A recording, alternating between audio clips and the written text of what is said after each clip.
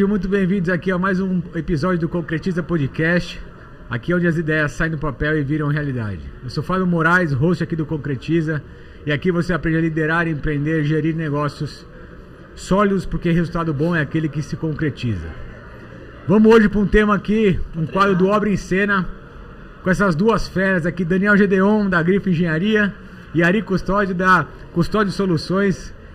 Bem-vindos, senhores. Prazer, Fábio, estar aqui com você e com meu amigo aqui, Ari.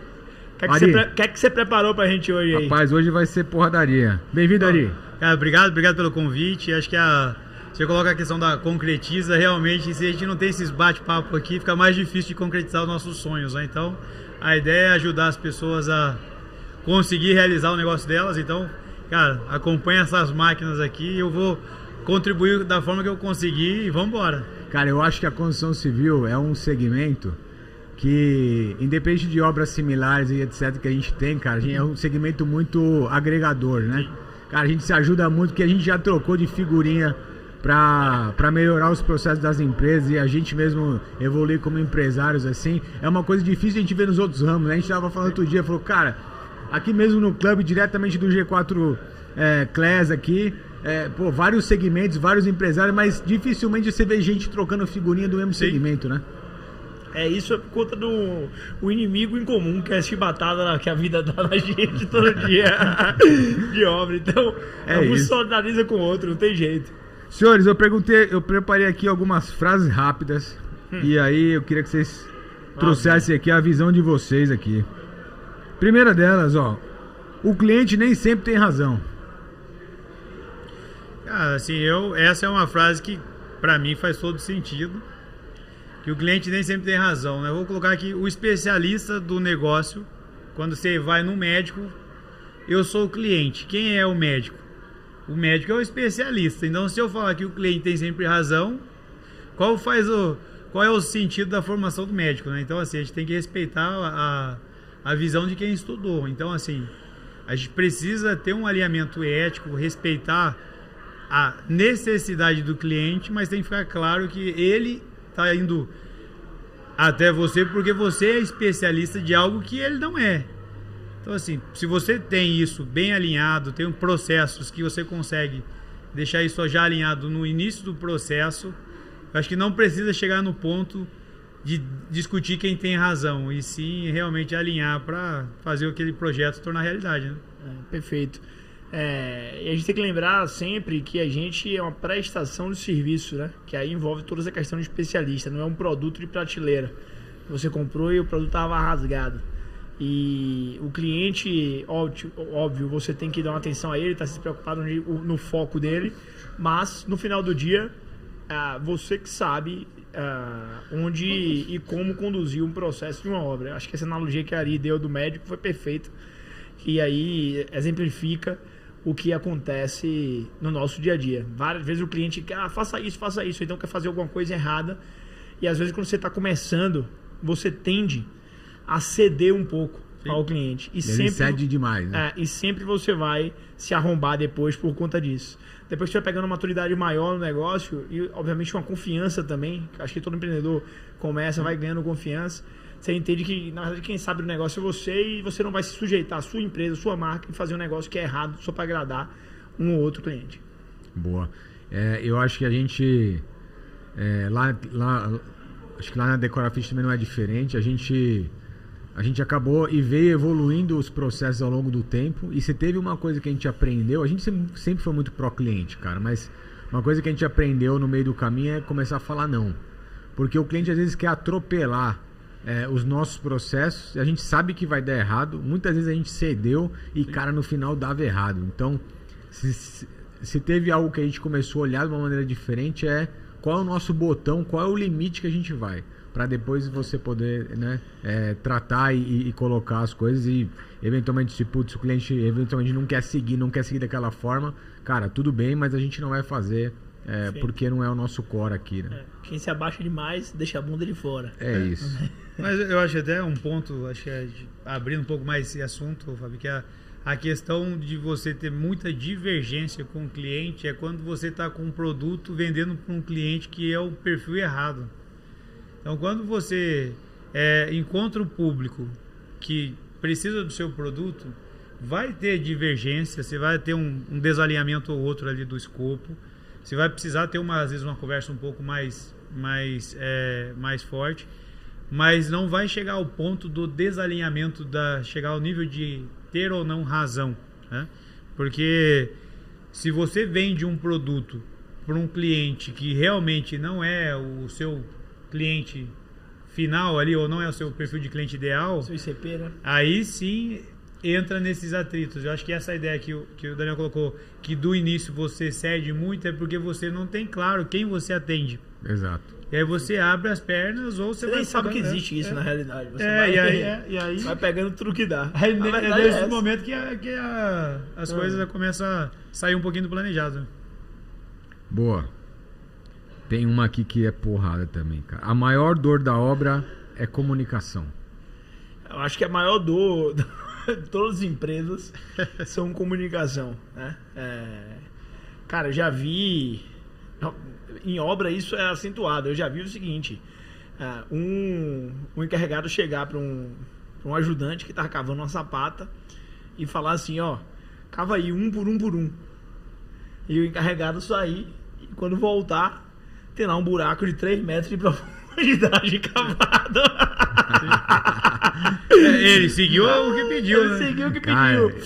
E aí, assim, tem que ser a comunicação tem que ser a mais simples, direta, e a comunicação não é como você fala, mas como o outro entende. Então, se ele chegasse pro colaborador e falasse assim, ó, cava aí até a linha da cintura, o cara ia errar menos do que um por um, que era o conceito certo. Então, você alinhar sua comunicação com níveis diferentes de maturidade e de esclarecimento é extremamente importante dentro de obra. E o cara que falar a faz isso linguagem errado, do cara, né? exatamente. Se você for chegar muito técnico para passar um comando para uma galera de campo, a galera vai achar que você tá, inclusive, tirando onda e sarro da cara dele. E ao contrário também é verdade, cara. E ao contrário também é verdade. Então, isso o estagiário aprende desde cedo. Rapaz, eu tive Oi, muita porrada eu dele. tive uma chacota, minha primeira obra, bicho. Trabalhando na obra. Foi Primeira pegar a capa vez. da grua do almoxarifado? Não, eu fui pegar o sanduíche, velho. Acompanhando estrutura, o cara falou, cara, vai lá ali, pega um Pega o sanduíche esquadro pra mim. redondo lá. Eu fui lá, busquei um sanduíche pro cara, velho, pro encarregado. E o cara tava procurando um sanduíche de sarrafo. E eu trouxe o sanduíche pro cara, rapaz. Velho, isso aí, assim, ficou uma... Ó o que é o raio do boi na linha, Mas velho. é lições aprendidas. Acho que essa questão da comunicação, acho que não é nem questão da obra, cara. Acho que a comunicação em todos os lugares é muito difícil. Dentro da metodologia que eu busco fazer as obras na custódia, a gente tem um dos passos lá que é um plano de comunicação que a gente faz. Normalmente fala da comunicação com o time de obra. Mas para mim eu acho que o ponto mais crítico das obras é a comunicação com o cliente. Então na obra, você está ali conversando com os caras, é realmente igual o Daniel comentou, você tem que fazer a linguagem da galera que está na ponta lá. Se você coloca às vezes um arquiteto ou um engenheiro muito estrelinha demais, o cara é boicotado e a obra não anda, né? Então, só que eu falo que todas as coisas que acontecem na obra de erro, de falta de comunicação, ela gera prejuízo de curva C. E os que geram prejuízo de curva A são realmente as falhas de comunicação com o cliente. Então, assim, time comercial com o cliente, time de gestão de projetos com o cliente. Então, eu posso dar uma dica aí pra galera que tá em casa, que, cara, tenta realmente criar pelo menos 2 ou 3 processinhos ali de comunicação com o cliente, porque a chance de você tomar um prejuízo que vai comer a sua margem é nessa reunião, né? É grande, então, é grande. assim... E eu acho sempre legal, assim, o importante também é você garantir que a pessoa entendeu o que você quis dizer, né? Então, cara, se você se comunicou, cara, me repita aí o que você entendeu, rapaz. Vem tudo errado. Tudo errado. Você fala, não é possível, eu tô falando russo aqui, bicho. Misericórdia, velho. Mas cuidar de gente de obra ou de qualquer outra operação, assim, que a galera tem uma capacidade cognitiva mais baixa, é igual educar filho, né? Você tem que saber que o normal é você repetir 200 vezes. E vai aprender no exemplo, né? Então, assim, você fala pro cara, não, entendi. Assim, já aconteceu comigo uma vez uma obra, logo no comecinho, quando eu comecei a fazer a obra, que eu cheguei no... Aí a desculpa do cara, né? Eu cheguei no vestiário, tinha 2 mictórios instalados e tinha um que tá nítido uns 5 centímetros mais baixo. Aí eu falei, pô, ô fulano, o que aconteceu aí, cara? Você, pô, tem laser, tem tudo. Ele, vocês ficam pressionando o caso do prazo, eu instalei o mictório, a massa ainda tava seca, aí baixou. Olha, bicho, olha. Irmão, se fosse pra avaliar a criatividade... Não, tá ninguém, é o setor mais criativo do Brasil. É imbatível, entendeu? Criatividade e obra é imbatível. Velho. Agora, isso que a Ari falou sobre a comunicação com o cliente é muito importante. Principalmente na hora de vendas. Porque ali que você alinha a expectativa, né, do seu cliente. Recentemente eu estava numa obra lá no Sul. O vendedor disse que o material ia chegar no dia 1º de dezembro e que em 14 dias ele deixava pronto. Quando a gente deu o dia 1º nada, dia 2 nada, dia 3 nada, dia 4 a gente achou o telefone do dono, ligou. Cara, não, nunca disse isso, não, etc. Para lá, para ele. Isso com proposta feita, com tudo certinho. Olha o estresse que deu, tive que tirar o cara, botar outro, achar outra pessoa para fazer. Então, às vezes o cliente está apertado ali para vender, fala qualquer coisa. E aí depois quem errou na minha concepção foi até o proprietário da empresa, que não assumiu o negócio. Eu botei uma pressão nele e falei, é melhor você não entrar, senão você vai se fuder. Ou você sai agora e o que você fez eu te pago e fica o material aqui, tá tudo certo. Ou você vai entrar e vai se afundar mais. A gente já viu que não deu certo. Sim. É isso.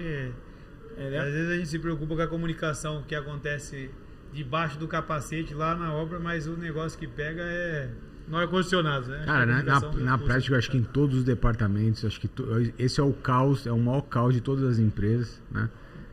E obviamente quando a gente... E aí você envolve os dialetos, né?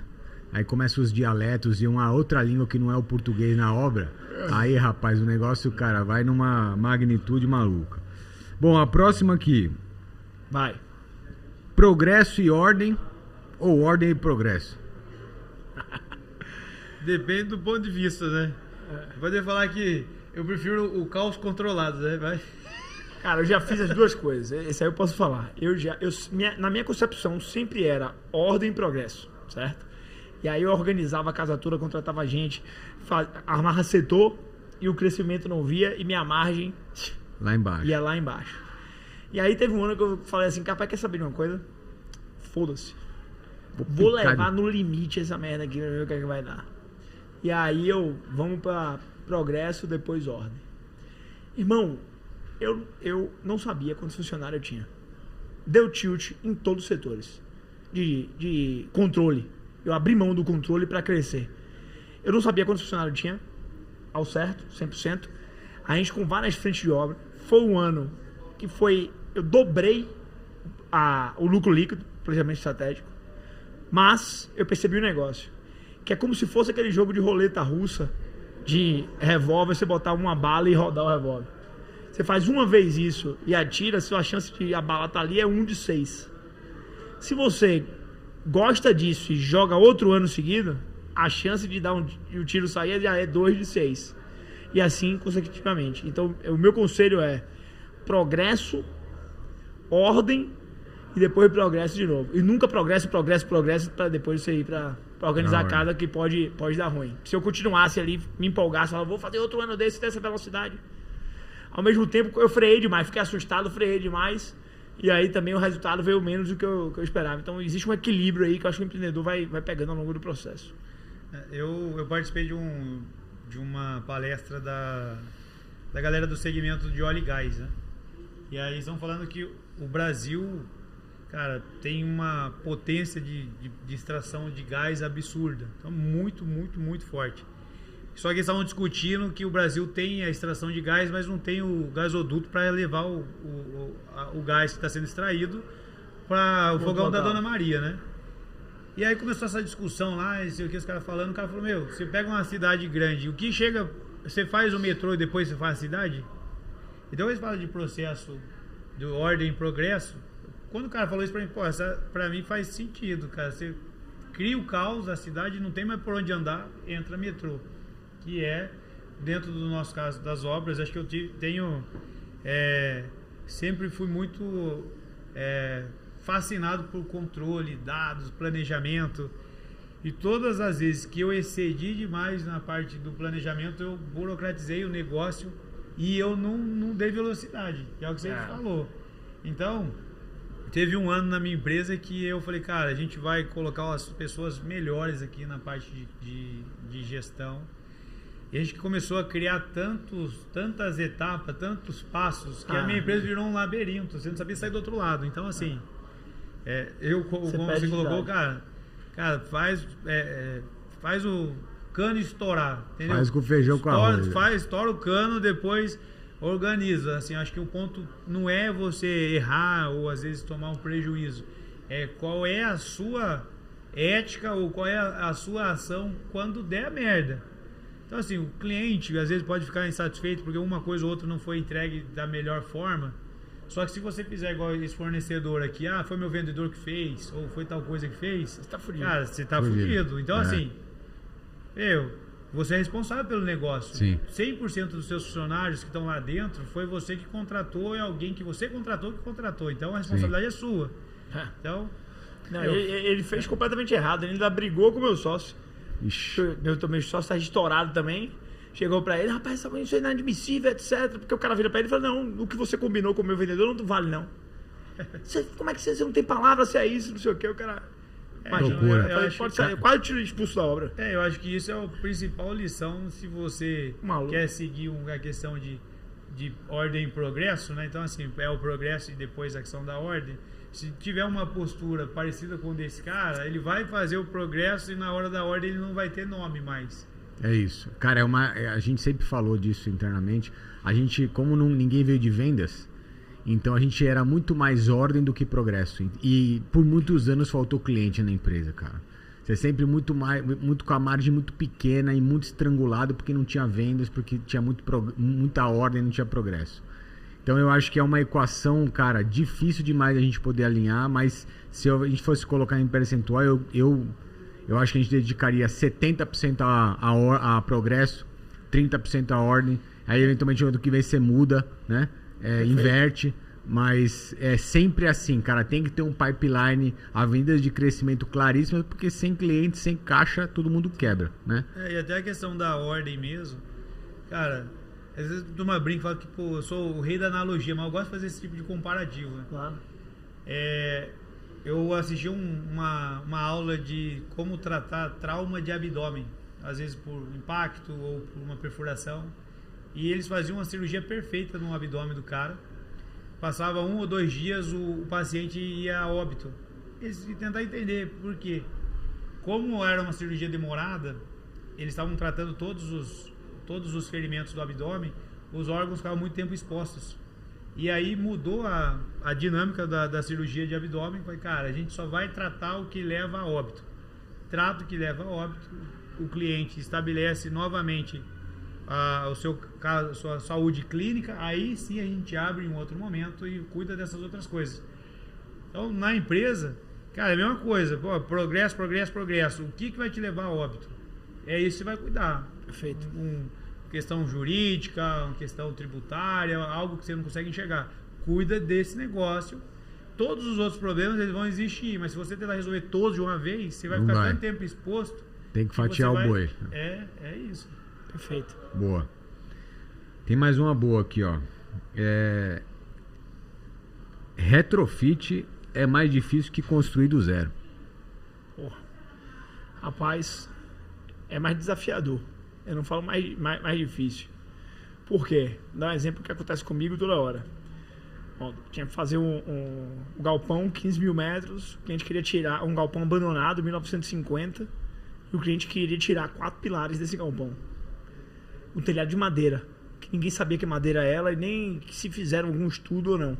E isso tinha loucura. 60 dias para entregar 15 mil metros. E aí, como é que faz? Vamos abrimos a... Não tinha projeto de fundação, inspeção. Quando eu fui ver a fundação, não suportaria eu tirar. Tive que fazer uma treliça por cima, reforço de fundação. Não entra a máquina. Então não entrava a máquina de estaca por conta da altura do pé direito. Eu tive que criar uma solução com a estaca mega, cortar as estacas pré-moldadas em 60 centímetros e com macaco hidráulico afundando ela. Isso ao mesmo tempo que a obra inteira estava começando.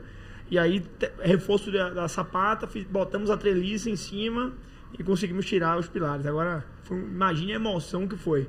Em uma obra que você vai sair do zero, Você já faz a previsão de, pô, eu posso usar essa máquina, posso usar isso. O que vai te atrapalhar é chuva, o que vai te atrapalhar talvez ser alguns intempéries aí que você não controla e tá tudo certo. Você bota na conta.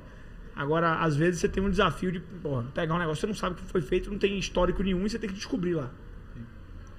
Eu acho que assim, no meu ponto, no caso das obras que eu faço, é 100% retrofit, né? Então, eu faço o escritório do zero, mas já existe uma estrutura lá. Então, eu não faço construção pesada igual o Daniel. Então, para mim, a construção do zero é mais difícil. Então, quando eu coloco que é mais difícil, porque eu gosto muito de controle. E aí, quando você vai para esse tipo de obra, que colocou, você tem muita variação que ou você estende muito o cronograma, ou você erra e coloca um prazo muito longo, aí você consegue fazer uma antecipação. E aí, isso acho que perde um pouco do controle no custo. Então, eu levaria para a galera que está em casa ou começando seu negócio ali. Se você vai trabalhar com uma construção do zero ou pesada, amarre bem seus principais fornecedores, coloque-se em contrato, tenha 2 ou 3 opções, porque é uma obra longa e nem todos os empreiteiros ali ou fornecedores vão estar dispostos ou tem caixa para aguentar do início ao fim da obra, né? Então, boa. Acho que isso para mim é mais complexo. Eu acho que, cara, eu concordo até um pouco concordo bastante com vocês, e eu acho que o retrofit ele acaba sendo muito desafiador, né, por conta da incerteza. A gente não sabe o que vai encontrar. Cara, por exemplo, a gente fazendo apartamento antigo, cara, é uma loucura. Eu nunca achei que isso era possível, cara. Você tá descascando a parede aqui, cara. Você já descascou a parede toda. Você tá batendo aqui no azulejo, cara. Tá a aprumada trincando ali, cara. É uma coisa de louco, cara. Por quê? Porque o tubo já tá enferrujado, você não sabe onde tá. Então só aquela trepidação no ferro fundido enferrujado já trincou. E aí, cara, é assim... Se o cara não tá preparado com seguro, o cara não sabe lidar com aquela situação, meu amigo, 4, 5 apartamentos para baixo, inundado, um prejuízo do tamanho do mundo. Então, assim, era caso de sair correndo para zelador, desligar a prumada. Cara, loucura, assim. Então, cara, eu acho, na minha opinião, retrofit, e tratando de retrofit mesmo, quando você pega para reformar apartamento recém-entregue, é só personalização, beleza. Retrofit, apartamento antigo, cara, é um desafio. Punk. Dá uma dica pra galera, assim, talvez o pessoal, alguns possam até dar risada, mas me ajudou bastante. Todas as obras que eu ia executar, todas as obras em prédio também, gosto de fazer no apartamento. Então eu comprava lá um filtrozinho da Brastemp, ligava lá num ponto de água pra galera tomar água gelada e tal. E em 2 obras me estourou, porque à noite aumenta a pressão da água no prédio. E aí estourou a borrachinha atrás, começou a vazar água a noite toda. Nossa. No outro dia, o escritório de baixo alagado. Cara, foi um inferno. Aí é coisa simples, mas a gente trabalha em prédio. Cara, nunca mais fiz isso. Compra um filtro, põe na tomada. Galão. É melhor. Cara, né? troca o galão. Nunca mais tive prejuízo de ter que reformar o escritório no andar de baixo por vazamento de água por conta do filtro. Com certeza. A importância de um seguro. É só uma dica, hein, cara. Tem que fazer seguro. Assim, se tu não fizer seguro, meu amigo, aí que você tá quebrado mesmo. Aí você pensou uma borrachinha do filtro, dá prejuízo de 500 mil pro cara. Foda. Teve uma vez, eu fazendo apartamento, né, de alto luxo, e aí faltou água no prédio. Eles eram às 3 horas da tarde, a galera abriu a torneira. Pô, não caiu água não, vamos deixar aberta aqui pra quando voltar a gente ver.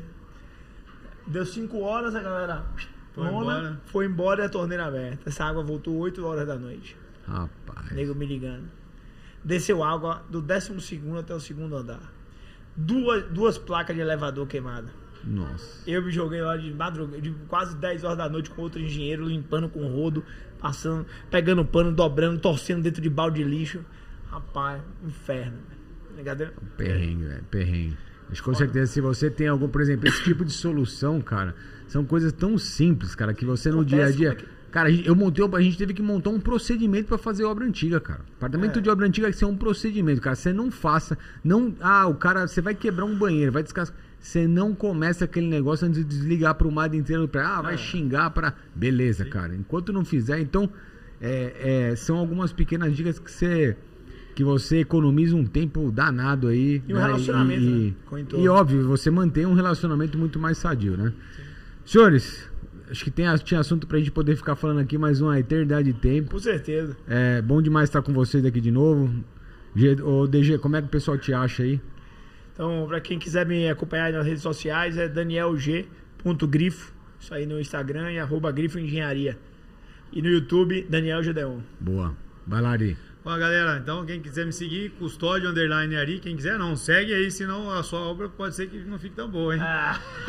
Ó, belo pitch, hein? E Custódio Soluções, que é o Instagram da minha empresa, constantemente a gente coloca material lá para ajudar dentro desse mercado aí de obras também. Então segue a gente lá e no YouTube, Custódio Soluções também. Se não seguir, a obra vai atrasar. É isso. Rapaz. Pessoal, e você que não conhece aqui o nosso canal, siga lá o concretiza.podcast, tem todas as quintas-feiras episódio lá pra vocês. E também a Decorafit, que é a mantenedora desse canal, Decorafit _BR. Você que quer reformar teu apartamento sem dor de cabeça, contate o time lá, que somos especialistas em reformas de APs. Você encontra lá no Fábio G. Moraes no Instagram, ou também no LinkedIn, Fábio Moraes. Esse foi mais um episódio aqui do Concretiza. Valeu, pessoal. Valeu, galera. Valeu, Valeu, abraço. Alô.